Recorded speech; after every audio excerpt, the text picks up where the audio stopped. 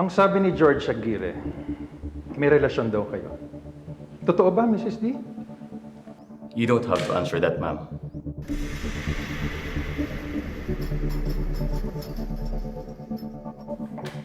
Ano ngayon kung may relasyon kami? Marami naman dyan. CEOs even may affair sa kanilang mga secretaries. Pati nga mga pulis at mga investigador kakagaya mo. Oo nga naman. Bakit, Kuya Simon? Porket ba mahirap si George, mahirap na siyang paniwalaan? At porket mayaman si Ma'am Barbara, madali na siyang paniwalaan, ganun ba? Parang may pinaguhugutan ka yata, Elaine. Porket ba mayaman, di na pwedeng maging inosente. Huwag kang padalos-dalos. Paano kung inosente nga si Barbara?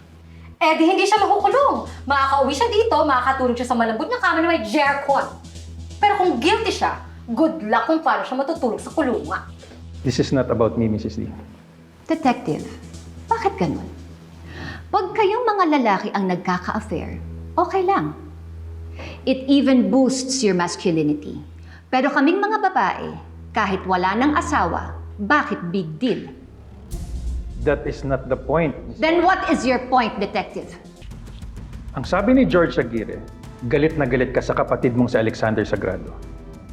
At nung gabing magkasama kayo, may hawak kang baril at gusto mong patayin ang biktima. Oh, ako to. Hindi, bitaw ko mo yan. I hate him. I hate him. I hate him. Ano, B? Papatayin mo siya? You may answer that question, ma'am. Yes, galit ako.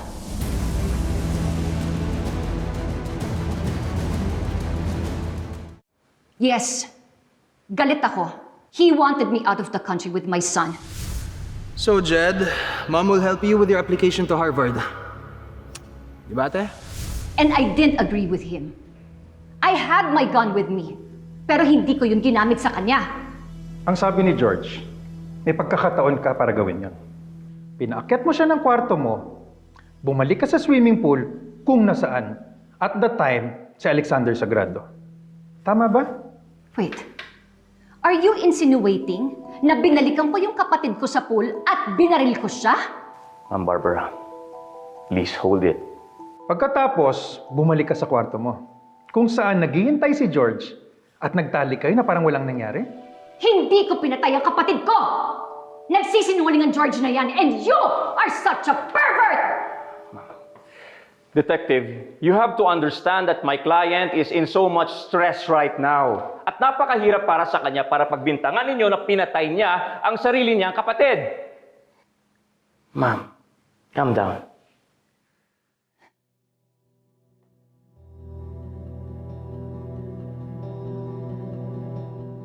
Paano ako nakakasigurong hindi ka rin nagsisinungaling? Nung una kitang tinanong kung nasaan ka nung nangyari ang krimen, anong sinabi mo? I went to my room even before the party ended. I was a bit drunk. Naparaming inom ko ng wine. Then, nagising ako sa kato. May makakapagpatunay ba na nasa kwarto ka nung naganap ang krimen? Si ES3 pinatay! Sunod mo ako sa pool! Diyos ko!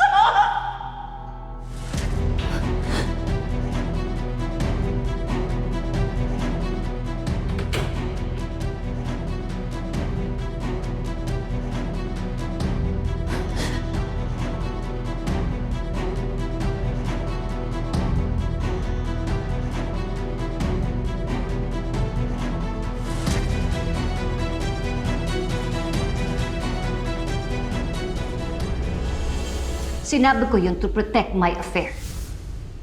That time, hindi out in the open ang relasyon namin ni George. But yes, magkasama kami nung gabing yon. And yes, may nangyari sa aming dalawa. Happy? Ma'am, remember, this is an investigation. Kung ano man salita lumalabas sa bibig mo, maaari nilang gamitin laban sa'yo. Please. Pwede kang kasuhan ng perjury sa ginawa mong pagsisinungaling. Bakit hindi si George ang kasuhan nyo? Nagsinungaling din siya. Have you even checked his motive? I broke up with him. Sinisiraan lang niya ako. Gusto lang niya akong balikan. Did you ever consider that, ha? Nasaan na ba yung George na yan, ha? Nasaan na ba yung basurang George na yan? Ma'am Barbara. George! Ma'am Barbara, where are you going? Mrs. Didi Panay Tacos! George! Ma'am,